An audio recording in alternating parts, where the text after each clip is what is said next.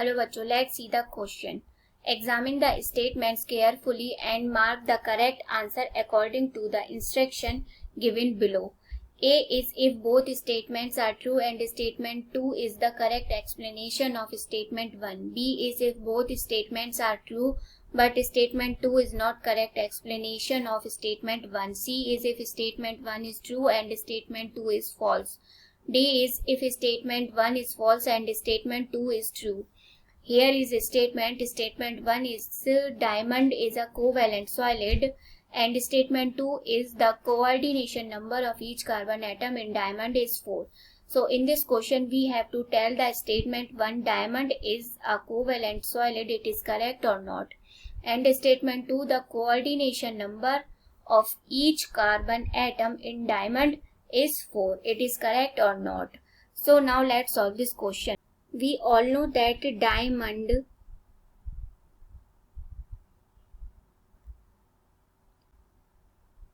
a allotrope of carbon.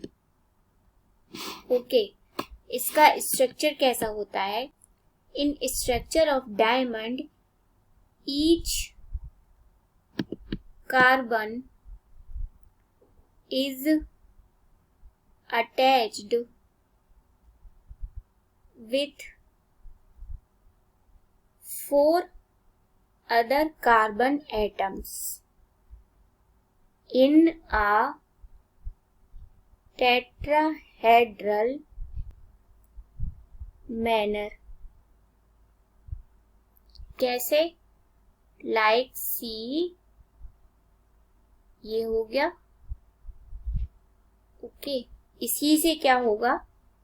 दूसरा carbon attached होगा. सो ऐसे करके ये क्या हो जाएगा? टेट्राहेड्रल मैनर में अरेंज होगा. ओके, अब यहां पे अगर हम इतने स्ट्रक्चर की बात करें तो क्या होगा? ये क्या बना रहा है? Non polar bonds. ओके, क्यों? क्योंकि यहाँ पे इलेक्ट्रोनेगेटिव डिफरेंस नहीं है. सारे क्या है? कार्बन एटम है, तो इलेक्ट्रोनेगेटिव डिफरेंस नहीं है. तो ये क्या बना रहा है? Non polar bonds. And non-polar bonds forms covalent bonds. Okay, so diamond में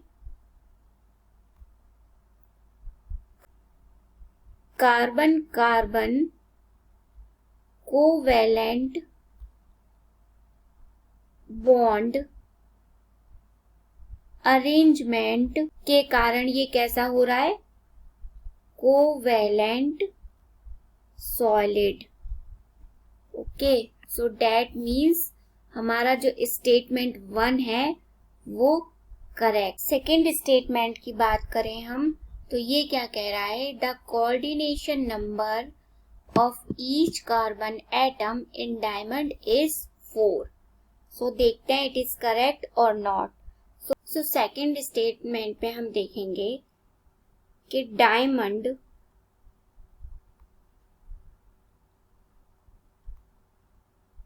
में जो कार्बन एटम है, यहां हम देखेंगे कि FCC या CCP कह लें, फेस सेंटर्ड क्यूबिक या क्यूबिक सेंटर्ड पैक.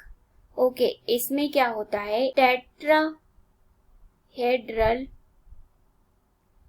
वॉइड में 8 होल्स होते हैं. मीन्स यहाँ पे 8 एटम्स ऑक्यूपाई हो सकते हैं. बट यहाँ कार्बन कितने एटम्स कर रहा है occupy? 4 atoms out of 8. So that means tetrahedral void का कोऑर्डिनेशन नंबर क्या हो जाएगा? कार्बन का 4 हो जाएगा. अरेंज कैसे होता है? ये एक ये हो गया, एक ये हो गया. कार्बन एक क्या है? ऊपर से आएगा। तो ये जो स्पेस है ये हमारा क्या है, टेट्राहेड्रल वॉइड, और इसका कोऑर्डिनेशन नंबर कितना है, 4।